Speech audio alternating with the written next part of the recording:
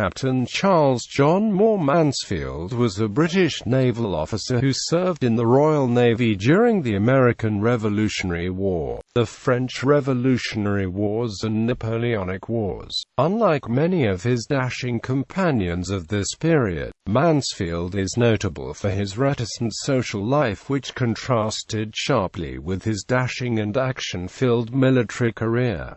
Early life. Mansfield was the son of a dockyard officer at Plymouth Dock in the parish of Stoke Damerel, Devonport, now part of Plymouth, Devon. Born on the 15th of November 1760 and christened on the 13th of December, he joined the Navy at the age of 11 in 1772 as captain's servant to Captain Fielding in HMS Kent, then a guard ship at Plymouth. American Revolutionary War. After the outbreak of the American Revolutionary War, he transferred to HMS Foudroyant in 1775 under Captain John Jervis, who 2 months later rated him midshipman. In March 1776, Mansfield transferred to the frigate Diamond, which sailed for North America, where he saw action. While in America, Mansfield was made lieutenant on the 25th of November 1778, when only 18, 2 years earlier than the official minimum age of 20, joining the ship of the line HMS Albion as a junior lieutenant. In March the following year he transferred to the 74-gun ship HMS Sultan, in which he was in action at the Battle of Grenada the following year and the Battle of Martinique a few months later. At the start of 1780, Mansfield was made first lieutenant of the newly captured frigate HMS Fortuné, which was present as a repeating frigate at the disastrous Battle of the Chesapeake, which led to Cornwallis surrendering his army. In January 1782, Mansfield was again in action at the Battle of Frigate Bay during Hood's unsuccessful attempt to relieve St. Kitts, and where Mansfield successfully made it through enemy lines under the cover of darkness to gain intelligence from the besieged British fort on Brimstone Hill. Peacetime and marriage. Mansfield returned to England at the end of 1782, and at the start of 1783 briefly served as first lieutenant of the frigate Monsieur before joining the newly built HMS Irresistible, in which he served during the peacetime for 5 years before returning ashore in 1788. A few months later he married Anna Spong on the 21st of August 1788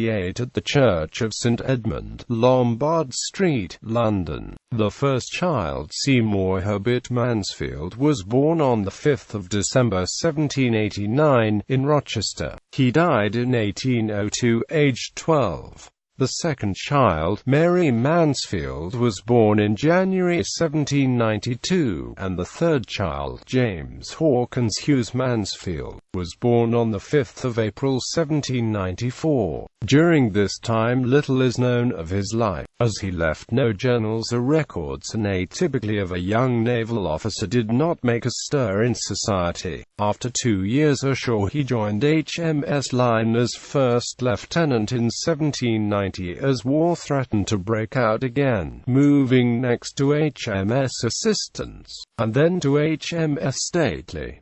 French Revolutionary Wars. Soon after war was declared, Mansfield was then promoted on the 19th of July 1793 to commander and took over the sloop HMS Madeira, in which he made post captain on the 4th of October 1794. Appointed to HMS Sphinx, Mansfield moved to HMS Andromache soon afterwards, and in her was able to capture a large Algerian corsair with 24 guns after a fierce engagement on which 64 Algerians and 2 British sailors were killed.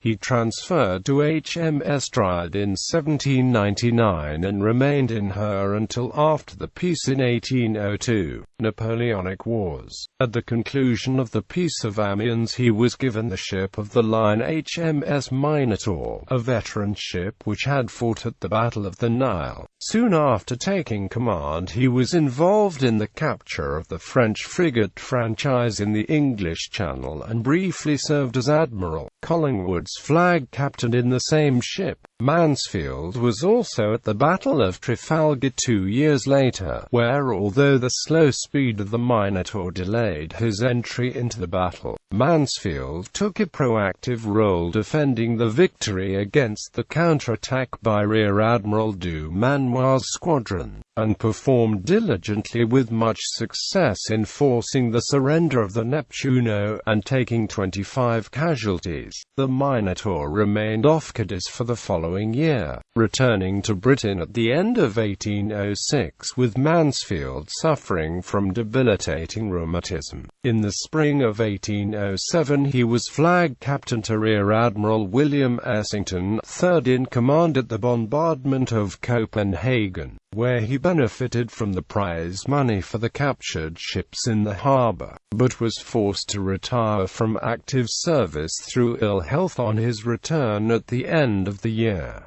Illness and death. Although a man in his position could have been expected to have received promotion and rewards at the end of the Napoleonic Wars, Mansfield never survived long enough, dying at Rochester after a period of illness in 1813. His memorial raised to him in St. Margaret's Church in Rochester makes a succinct record of his life, to the memory of Captain Charles John Moore Mansfield, Royal Navy, who during a period of 40 years' arduous service, established the character of an honourable and gallant officer. In the year 1793 he was made commander and was afterwards raised to the rank of post captain.